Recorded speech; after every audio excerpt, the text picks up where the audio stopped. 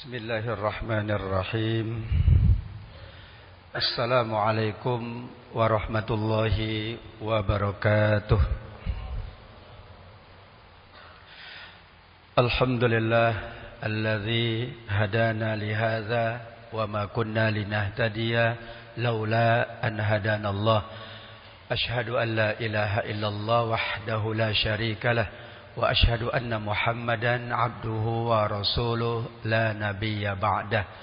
Allahumma salli wa sallim wa barik ala hadzal nabiyyil karim nabiyyina wa maulana Muhammadin wa ala alihi wa ashabihi ajma'in. Amma ba'du, ma'asyiral hadirin wal hadirat, jamaah salat zuhur Masjid Salahuddin yang dimuliakan Allah. Alhamdulillah kita selalu bersyukur kehadirat Allah. Wabil khusus atas perkenan Allah kita melengkapi, menyempurnakan ibadah demi ibadah kita, dari salat zuhur, kemudian bermajelis ilmu, dan nantinya salat ba'diyah zuhur, serta ibadah-ibadah lainnya, dengan harapan ibadah ini menambah kebaikan dunia kita, juga semakin menambah kemuliaan akhirat kita semuanya. Amin ya rabbal alamin. Pada siang hari ini kita melanjutkan kisahnya para nabi yang Allah abadikan di dalam Al-Quran dengan metode tafsir tematik, yaitu mengambil ibrah, hikmah, pelajaran dari kisah-kisah para nabi di dalam Al-Quran.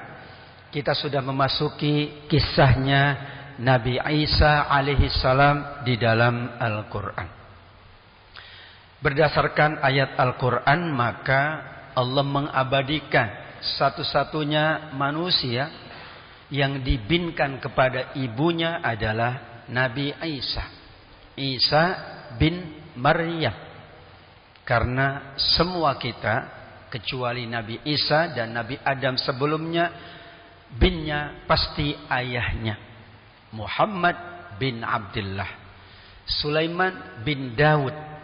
Tapi tidak berlaku bagi Nabi Isa, karena Allah subhanahu wa ta'ala menciptanya dengan kalimatullah, juga dengan ruhullah.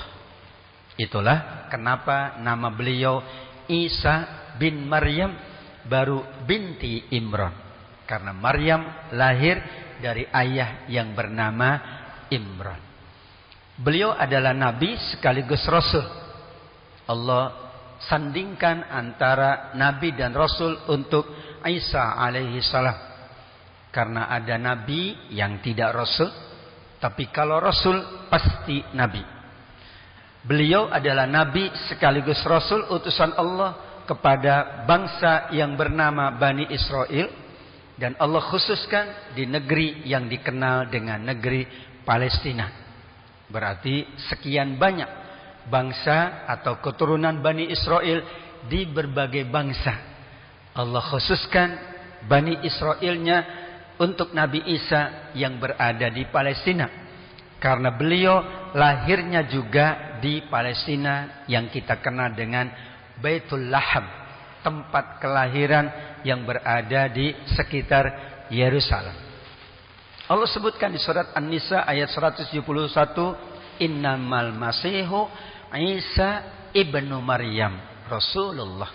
Sungguh Al-Masih itu yaitu Isa bin Maryam, artinya purta Maryam adalah Rasulullah. Memadai dengan menyebut Rasulullah, karena pasti kalau Rasul adalah nabi, tapi tidak setiap nabi itu rasul. Kalimatnya untuk Allah ciptakan Isa alaihissalam adalah kalimat yang kita kenal dengan ungkapan kun, jadilah, maka fayakunu, jadi seperti yang Allah tetapkan.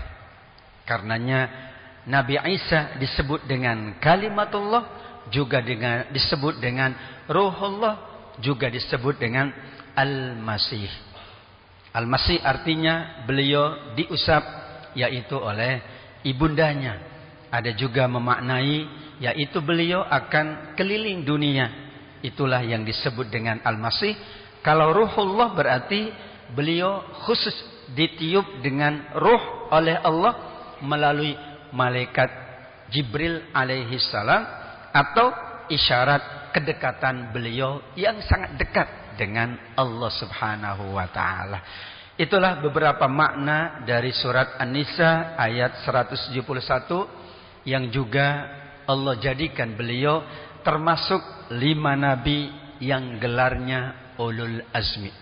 Kesabarannya paripurna, kemudian tekadnya, semangatnya sangat luar biasa, dan Nabi Isa adalah ulul azmi sebelum Nabi Muhammad sallallahu alaihi wasallam.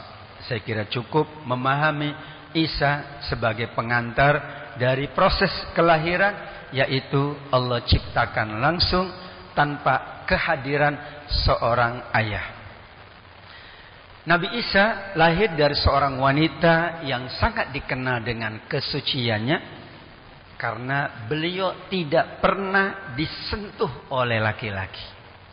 Tidak berarti wanita yang disentuh oleh laki-laki tidak suci. Tapi maksudnya adalah saking sucinya Allah sucikan Maryam dari laki-laki. Kita sebagai suami pasti menyentuh istri kita. Kita dengan anak, kita dengan saudari yang memang mahram, pasti kita pernah menyentuhnya, bersalam-salaman, berjabat tangan, atau kita usap kepalanya, atau kita pegang pundaknya sebagai tanda kasih dan sayang. Tapi itu tidak pada Maryam. Nabi Zakaria yang mengasuhnya pun tidak pernah menyentuh Maryam. Maka saat Jibril datang membawa kabar gembira bahwa Maryam akan melahirkan seorang putra yang bernama Isa, Allah menyebut namanya langsung. Ali Imran 47, 48 itu disebut namanya. Innallaha yubashsyiruka bikalimatin nismuhu Isa bin Maryam. Allah memberi kabar gembira. Wallahu a'lam. Bahasa Al-Quran itu bahasa yang membutuhkan penafsiran yang beragam. Karena disebut oleh Al-Quran kabar gembira, padahal bagi Maryam bukan kabar gembira. Karena itu ujian yang sangat berat. Bagaimana aku akan mengatakan kepada seluruh masyarakatku, aku kemudian punya anak tanpa seorang laki-laki, tanpa suami. Tetapi Al-Quran menyebutnya kabar gembira. Itu yang sulit dicerna oleh akal sehat Maryam. Bahkan Maryam pun mengatakan di surat Maryam, ya laitani mittu qabla hadza. Aduhai, enaknya kalau aku meninggal sebelum lahir Isa bin Maryam. Berarti bukan kabar gembira dong. Maka Al-Quran ketika menyebut satu istilah, kita tidak bisa memaknainya dari satu makna saja. Karena kabar gembira itu tidak selalu maknanya yang menyenangkan, yang membahagiakan dia. Tapi kabar gembira itu adalah untuk semua kita. Sebagaimana mungkin ayahnya menginginkan putranya laki-laki, tetapi Allah tetapkan perempuan. Kabar gembira untuk saudara-saudaranya yang lain yang memang berharap perempuan, karena sudah ada laki-laki misalnya. Itulah perspektif kabar gembira. Atau kabar gembiranya adalah bagi Bani Israel, karena nanti ada yang membimbingnya, nanti ada yang mengajaknya, menghantarkannya kepada kebaikan. Tanpa Isa mungkin sulit Bani Israel mendapatkan kebaikan dunia dan akhiratnya. Maka kabar ini diterima dengan keheranan, dengan kekhawatiran, karena ia tidak pernah bersentuh dengan laki-laki. Ali Imran 47. Anna yakunu li waladun walam yamsasni bashar. Duhai Allah, bagaimana mungkin aku punya anak? Karena aku juga tahu aku lahir dari seorang ibu, dan ada ayah pula aku. Ayahku Imran, ibuku Hannah. Dan juga ayahku punya ayah dan punya ibu, yaitu kakek dan nenekku. Aku lihat juga Nabi Zakaria, pamanku lahir dari ayah dan ibu. Sedangkan bagaimana mungkin tiba-tiba aku dipilih untuk melahirkan seorang manusia tanpa seorang ayah? Maka ia bertanya kepada Allah. Jawaban malaikat adalah, idza qada amran fa innama yaqulu lahu kun fayakun. Di ayat 47 surat Ali Imran, malaikat pun tidak bisa menjawab secara langsung. Beliau hanya mengatakan sesuai dengan perintah Allah. Kalau Allah berkehendak, wahai Maryam, maka Allah hanya berkata kun, jadilah, fayakun, maka menjadi seperti kun tadi. Itulah kalimat yang sangat ringkas tetapi maknanya sangat dalam. Karenanya kun fayakun itu hanya milik Allah. Kita manusia tidak bisa menggunakan kalimat ini. Kita ingin kaya, tidak bisa kun. Kita ingin sukses, lulus ujian, tidak bisa kun. Anak kita ingin soleh dan soleha, tidak bisa kun. Semua kehidupan kita by proses.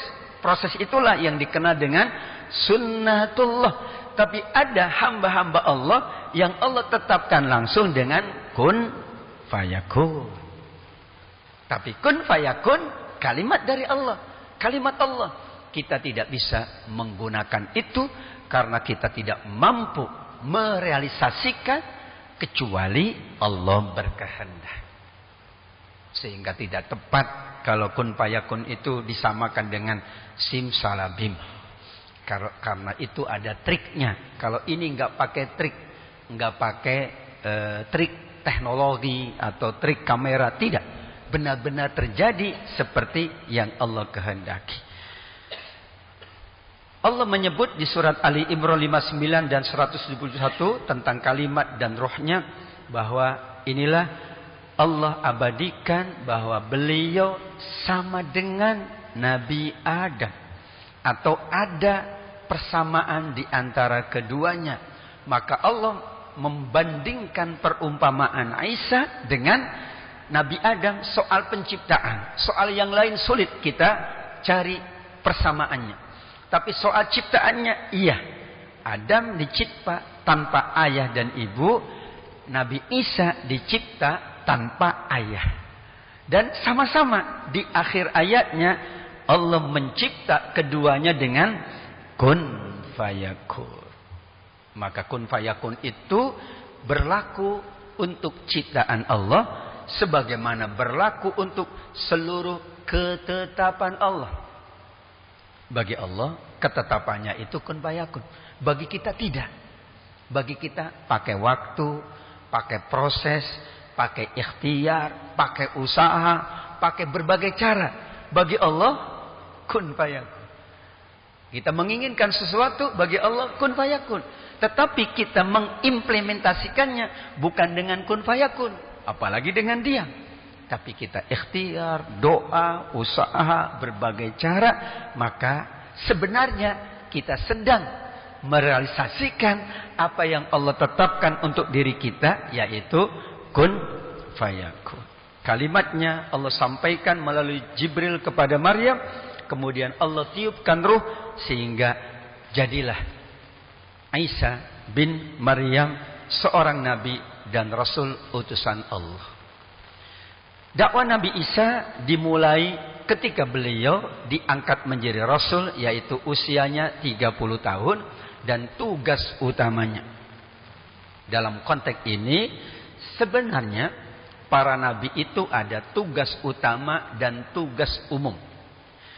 Tugas umumnya dia mengajak semua manusia dimanapun selama dapat dijangkau. Tetapi ada tugas utama, yaitu mereka yang tinggal di satu wilayah saja. Kenapa Nabi Yunus ditegur oleh Allah? Karena tugas utamanya diabaikan oleh Nabi Yunus. Tugas utamanya Allah tetapkan di Ninawa, wilayah Irak. Tapi kemudian ia beristihad ingin ke tempat yang lain. Maka meninggalkan tugas utama itu dilarang oleh Allah.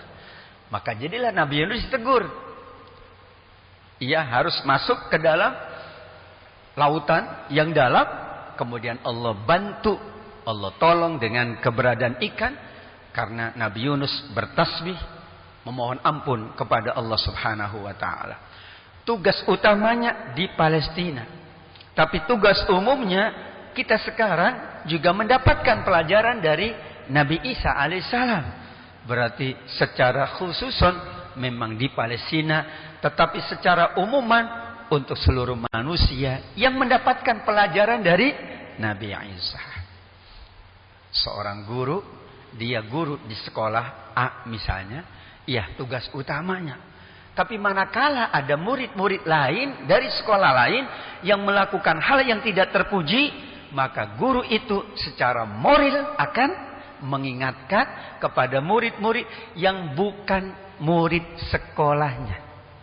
Tapi tugas utama guru itu di sekolahnya. Orang tua pun sama. Tugas utamanya At-Tahrim ayat yang ke-6. Tetapi itu tidak menafikan tugas yang mulia yang bisa ia lakukan untuk anak tetangganya, sahabatnya.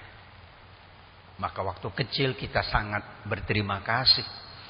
Yang mendidik kita ternyata bukan orang tua kandung kita saja. Ada tetangga kita, ada orang musola, ada orang masjid. Kita nggak sholat saja, yang ngingetin adalah tetangga kita. Yang mengingatkan adalah orang musola atau orang masjid waktu kecil dulu. Karena orang tuanya memang sedang berada di tempat yang lain. Itulah tugas utama. Dan kemudian tugas secara umum. Nabi Isa tugas utamanya di Palestina. Tapi kita membaca sejarahnya, maka kita mendapatkan pelajaran itu. Beliau juga mendapatkan tugas dari Allah membenarkan kitab Taurat. Sebagaimana Nabi Muhammad membenarkan kitabnya Nabi Isa, juga kitabnya Nabi Musa, dan kitab-kitab sebelumnya, termasuk Sahifah Nabi Ibrahim alaihi salam. Yang dijadikan pendapat para ulama tentang bagaimana Nabi Isa berdakwah adalah surat Az-Zukhruf ayat 59. In huwa illa abdun an'amna alaihi wa ja'alnahu masala. Nah, beliau dijadikan masal, dijadikan contoh, dijadikan teladan, dijadikan panutan untuk bangsa yang bernama Bani Israel. Sebagaimana Nabi Muhammad, tugas utamanya atau contoh utamanya untuk masyarakat Arab. Karena beliau tinggal di situ, lahir di situ. Nabi Isa pun lahir di Palestina, di Bethlehem. Maka disitulah satu kenikmatan yang terbesar adalah hadirnya seorang Nabi untuk mereka. Tetapi karena beliau adalah Nabi yang semua apa yang dikerjakannya bukan hanya contoh yang khusus, tetapi contoh yang umum, maka juga masalah tidak hanya untuk Bani Israel, tapi juga masalah linnas. Misalnya nanti kita bahas mukjizat dari Nabi Isa alaihissalam memang berlaku di masanya saja. Berlaku pula untuk kaum Bani Israel. Tetapi pelajarannya adalah bahwa apa yang dilakukan oleh Nabi Isa alaihissalam membantu siapapun, itu layak kita jadikan sebagai bahan pelajaran. Beliau berkata, ya Bani Israel. Berarti tugas utamanya kepada Bani Israel. Dan tentu beliau mengingatkan satu saja, menyembah Allah dan tidak mempersekutukannya. Bagaimanapun Nabi itu adalah contoh, adalah manusia yang Allah pilih, tapi beliau manusia biasa. Semua Nabi manusia biasa. Termasuk Nabi Muhammad ada sisi insaniahnya, ada sisi kemanusiaannya. Karena itulah maka Allah siapkan juga untuk para nabi, sahabat-sahabat setianya. Untuk Nabi Isa disebutlah dengan Hawariyun. Untuk Nabi Muhammad disebutlah As-Sahabah radhiyallahu anhum. Untuk Nabi Musa disebut oleh Al-Quran Isnai asyara nuqaba. Itu berarti pengikut setianya Nabi Musa. Hawariyun pengikut setianya Nabi Isa. Tapi dibatasi pada masyarakat yang mana Nabi itu diutus. Demikian juga untuk Nabi Muhammad ada ashab atau sahabat Rasulullah. Ada yang bertanya, apakah kita tidak boleh mengatakan nahnu sahabah Rasul? Sebagian mengatakan tidak, karena kita tidak hidup di zaman Nabi Muhammad, tapi kita disebutnya umat Rasulullah sallallahu alaihi wasallam. Maka kita pun boleh mengatakan umat Nabi Isa, karena kedudukannya sebagai seorang nabi meskipun khusus untuk Bani Israel, tapi sebagai seorang nabi maka siapapun layak mencontohnya. Disinilah mukjizat Nabi Isa alaihissalam Allah jadikan sebagai ayah, sebagai tanda kekuasaan Allah. Yang pertama, beliaulah manusia yang dimampukan oleh Allah, diberikan mukjizat berbicara ketika masih bayi. Ia berbicara kepada manusia ketika masih dalam buaya, juga ketika dewasa, dan dia termasuk orang-orang soleh. Tentu ketika dewasa beda lagi bahasa yang dituturkan oleh Nabi Isa. Ada dua hal. Ketika bayi tentu berbicara yang sederhana. Ketika dewasa tentu berbicaranya berbeda lagi. Yang menjadi mukjizat adalah berbicara ketika masih bayi.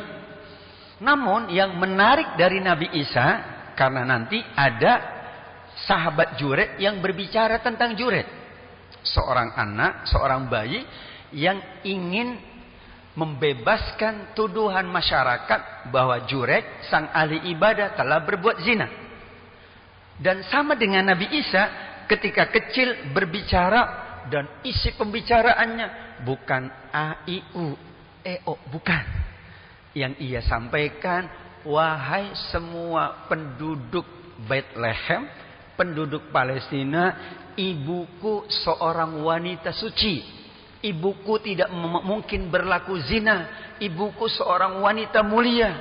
Aku lahir benar dari perut ibuku, dari rahim ibuku, tapi karena kalimat Allah. Bayangkan, seorang bayi berbicara membela ibunya. Padahal tidak ada bayi yang bisa membela ibunya dengan bahasa pembelaan. Disitulah keutamaan atau mukjizat dari Nabi Isa alaihissalam. Yang kedua, beliau diberikan kemampuan oleh Allah untuk membentuk apapun dari tanah, bahkan sekaligus. Bukan hanya membentuk sebagaimana ada seniman pahat membentuk, tapi sekaligus membentuk dan meniupkan ruh ke dalamnya. Salah satu contohnya adalah beliau mencipta seekor burung dari tanah liat. Kalau dalam seni pahat banyak orang yang mampu membentuk berbagai macam jenis hewan gitu ya. Tapi yakin dari tanah tidak mungkin bisa seperti Nabi Isa alaihi salam. Yang menarik lagi adalah Nabi Isa mampu menyembuhkan segala macam penyakit. Salah satunya adalah penyakit yang notabene sulit untuk disembuhkan, yaitu buta sejak lahir. Maka kalimat wa ubriul akmaha, kata Imam Ibnu Katsir, adalah ia buta sejak lahir. Kalau sejak lahir itu lebih sulit, melainkan butanya dalam ilmu medis ketika ada eksiden, kecelakaan di tengah-tengah perjalanannya. Tapi kalau sejak lahir berarti itu adalah takdir Allah. Tapi ketika dalam perjalanan, misalnya usia 15 tahun masih bisa melihat, tiba-tiba ada penyakitnya yang kemudian menggerogoti matanya, masih mungkin secara medis diupayakan untuk kembali melihat. Maka disebutlah oleh Al-Quran wa ubriul akmaha indas siba, yaitu ia mampu menyembuhkan orang yang buta sejak lahir. Al-abros pun adalah penyakit yang kita kenal dengan kusta atau penyakit kulit. Yang ketiga yang lebih tinggi lagi dan tidak Allah berikan kepada selain Nabi Isa, termasuk Nabi Muhammad pun tidak diberikan oleh Allah kemampuan ini, yaitu menghidupkan orang yang sudah meninggal dunia. Dalam tafsir At-Tabari dikatakan Nabi Isa menghidupkan orang yang meninggal dunia cukup dengan berdoa kepada Allah. Nabi Isa berdoa dan Allah langsung mengabulkannya. Di antaranya ada seorang anak perempuan sebelum dikubur dan menghidupkan Ya Azir sebelum busuk tubuhnya. Jadi Nabi Isa Allah berikan kekhususan menghidupkan yang sudah mati. Mohon maaf, Nabi Muhammad sendiri tidak mampu. Dalam riwayat dikatakan kalau Nabi Muhammad mampu, yakin yang pertama kali beliau hidupkan ayahandanya, ibunya setelah itu, dan pamannya beliau hidupkan, dan kakeknya beliau hidupkan. Karena mereka itulah yang menjadi perantara adanya Nabi Muhammad. Tapi Allah tidak bekali demikian. Maka Nabi Isa kenapa mampu menghidupkan? Allah berikan kemampuan. Karena di masa Nabi Isa banyak orang yang ngaku dapat menghidupkan orang yang mati, sekaligus dapat menyembuhkan segala macam penyakit. Ternyata ketika Nabi Isa lebih mampu, mereka tidak berdaya berhadapan dengan Nabi Isa alaihissalam. Yang terakhir yang kelima, Ali Imran 49 ayatnya sama. Beliau dapat mengetahui yang disimpan oleh orang lain. Sehingga dikatakan orang kalau didatangi oleh Nabi Isa itu tidak berani berbohong. Misalnya Nabi Isa datang dan bertanya, kamu masih ada makanan? Kalau dia mengatakan tidak ada, Nabi Isa tersenyum. Karena tahu yang disimpan di gudang makanannya. Tidak bisa mengelak. Kalau Nabi Isa bertanya, mereka langsung mengatakan apa adanya. Kalau memang ada sekian, dia akan mengatakan itu. Maka itulah di antara mukjizat Nabi Isa, mengetahui yang disimpan oleh siapapun di dalam rumahnya. Sehingga dalam tanda kutip, jadilah orang-orang yang di rumah jujur semuanya. Enggak berani bohong. Kalau yang nanya Nabi Isa. Kalau yang nanya yang lain, mungkin dia bisa berkilah. Kenapa? Karena dia tidak tahu. Bayangkan kalau sekarang orang tahu berapa yang ada di ATM kita, di digital kita. Itu kan dahsyat. Kalau dulu mungkin bentuknya materi ya, yang ada di gudang, yang ada di penyimpanan. Kalau sekarang kita katakan Nabi Isa mampu mengetahui berapa yang ada di masing-masing uang digital manusia. Subhanallah, itulah mukjizat Nabi Isa alaihissalam. Terakhir, sejarah ataupun cerita tentang Nabi Isa, Allah tutup dengan beliau diangkat dan nanti akan diturunkan kembali ke bumi untuk melawan yang bernama Dajjal. Idz qala Allahu ya Isa inni mutawaffika wa rafi'uka ilayya. Memang di sini ungkapan Al-Qur'an sekali lagi adalah ungkapan yang membutuhkan penafsiran yang banyak, tidak cukup satu penafsiran. Dalam makna yang lain, setiap ungkapan Quran selalu ada makna lahiriah tapi juga ada makna batiniah. Mutawafika, aku wafatkan, itu tidak selalu maknanya wafat dalam arti mematikan. Tetapi orang yang tidur pun Allah menyebutnya mewafatkan. Huwallazi yatawaffakum bil-lail. Misalnya di surat Az-Zumar, dia Allah yang mewafatkan kalian pada waktu malam. Maka para ulama sepakat wafat di sini bukan mematikan, karena ternyata kematian tidak hanya waktu malam. Ada yang mati waktu siang, pagi, dini hari, ada. Maka maksudnya menidurkan. Maka makna mayoritas mengatakan wafat di sini adalah menidurkan. Kenapa? Karena setelah itu diangkat oleh Allah untuk membersihkan dari masyarakat Yahudi yang hendak membunuhnya. Wa ma qataluhu yakina. Mereka tidak membunuh dalam keadaan yakin. Artinya mereka menganggap bahwa sudah membunuh Nabi Isa.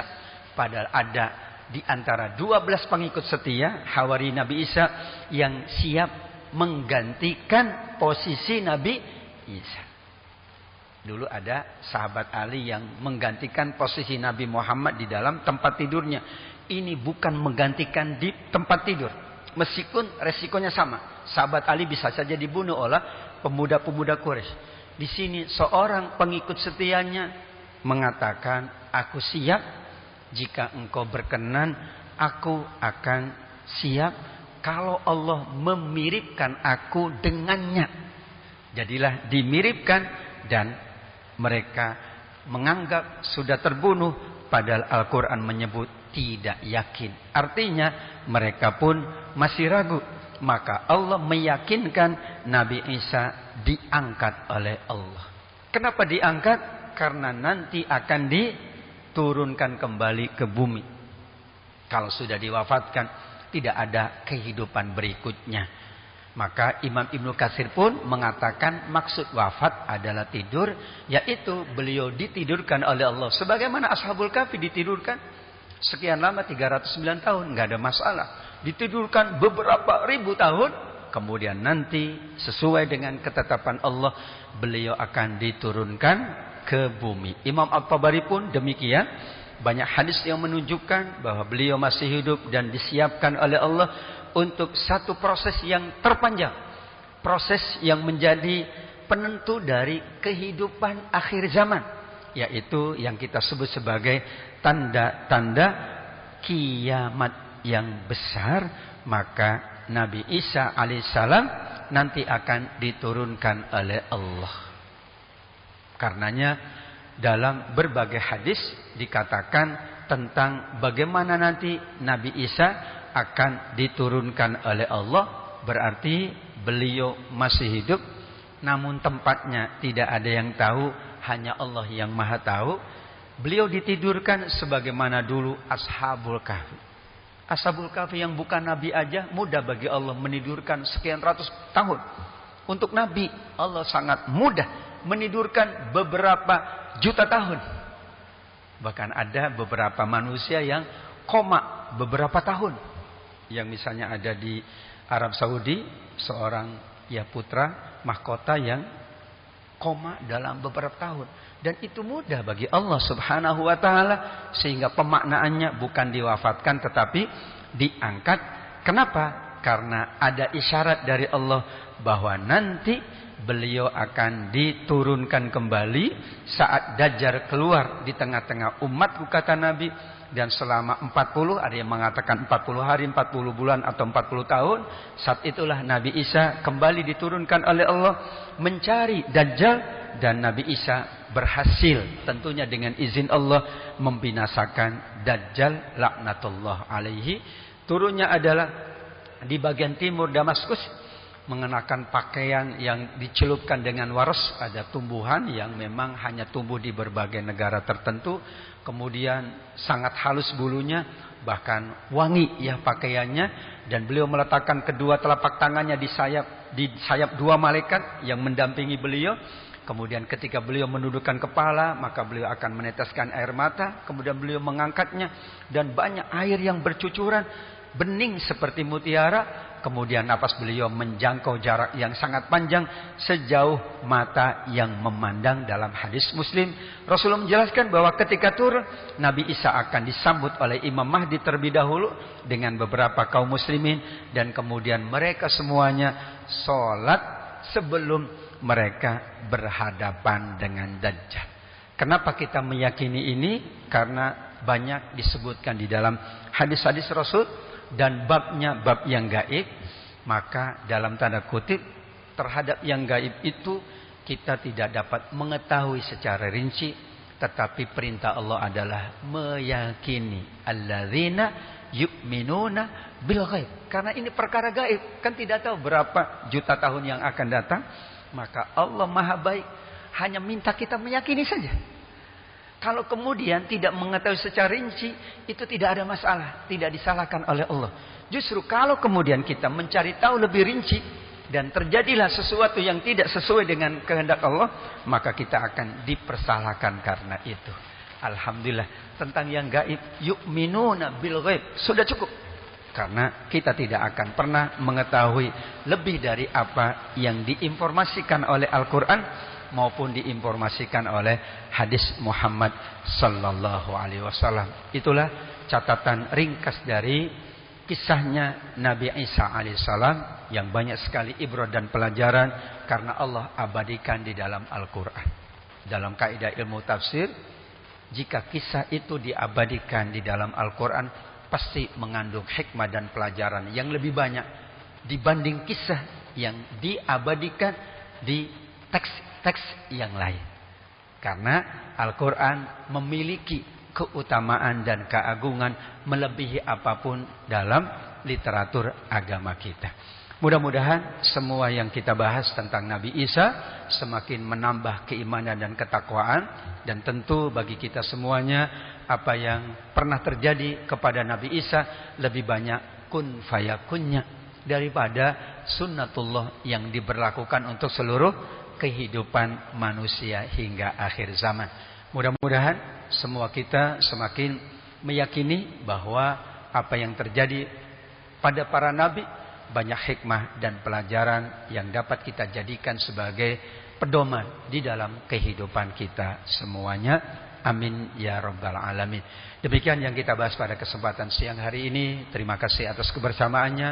Mohon maaf apabila ada khilaf. Kita tutup dengan doa penutup majelis. Subhanakallahumma wa bihamdika asyhadu an la ilaha illa anta astaghfiruka wa atubu ilaik. Wal afu minkum. Wassalamualaikum warahmatullahi wabarakatuh.